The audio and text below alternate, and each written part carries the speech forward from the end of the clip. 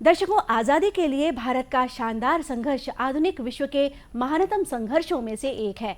दूरदर्शन समाचार इतिहास की धारा बदलने वालों की झलक रोजाना आपके लिए लेकर आ रहा है। आज की इस कड़ी में हम बात करेंगे आदिवासी स्वतंत्रता सेनानी तेलंगा खरिया के बारे में। उनका जन्म 9 फरवरी 1806 को वर्तमान झारखंड में गुमला जिले में हुआ था।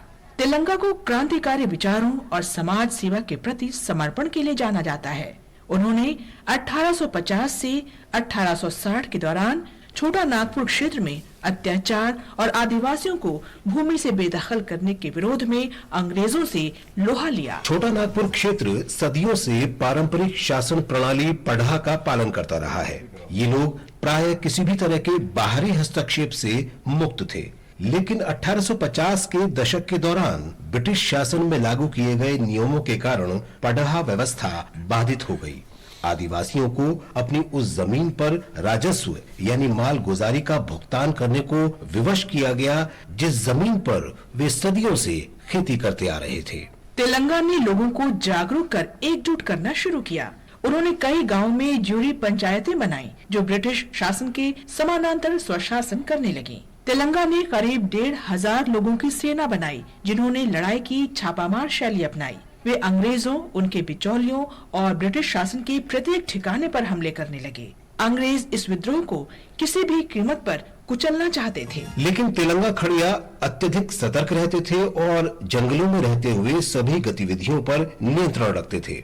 लेकिन एक बार जब तेलंगा ग्राम ज्यूरी पंचायत की बैठक में व्यस्त थे, तो जमींदार के एजेंट ने ये सूचना अंग्रेजों तक पहुंचा दी और अंग्रेजों ने तेलंगा को गिरफ्तार कर लिया।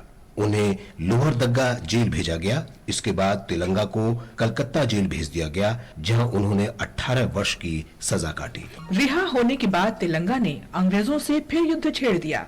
उनकी गतिविधियों की सूचना अंग्रेजों तक पहुंची और उन्होंने तेलंगा को खत्म करने की साजिश रची। 23 अप्रैल 1880 को जब तेलंगा खड़िया पूजा कर रहे थे, तो ब्रिटिश एजेंट बोधन सिंह ने उन्हें गोली मार दी। अंग्रेजों से छिपकर तेलंगा के अनुयायियों ने उनके पार्थिव शरीर को गुमला जिले के सोसो नीम टोली गांव में दफनाया। उनके समाधि स्थल को तेलंगा टोपा तांड के नाम से जाना जाता है।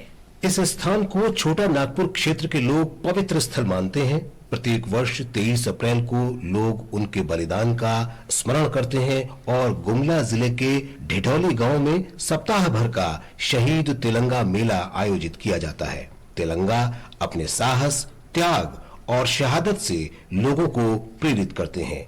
महान स्वाधीनता सेनानी को हमारा शत शत नमन।